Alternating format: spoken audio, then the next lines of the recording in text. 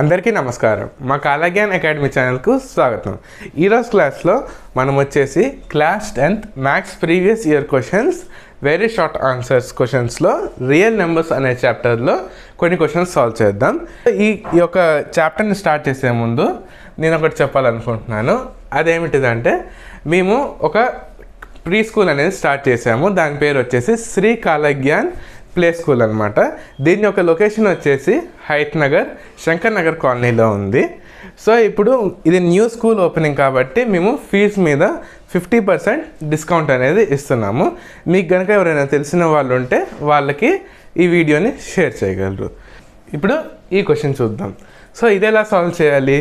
ఇది కూడా same formula based అనమాట. సో ఇక్కడ కూడా మనం సేమ్ ఫార్ములా అనేది మనం అప్లై చేయాలి. సో ఇక్కడ ఏం చేస్తాం, మనం ఫస్ట్ ఈ 128 ఏదైతే ఉందో ఈ 128 మనం a⁴x ఫామ్లోకి మనం ఫస్ట్ తెచ్చుకోవాలి.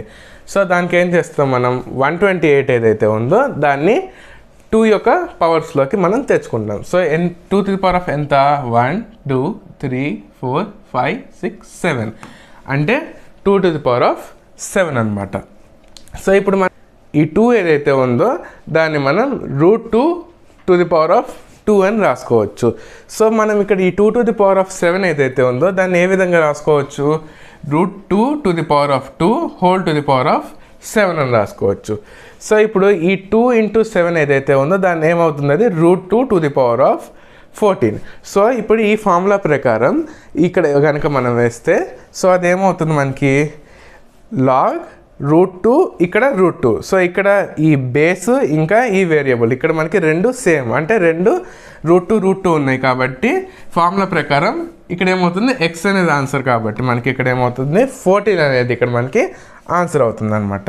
So log 128 to the base √2 = 14 అనమాట.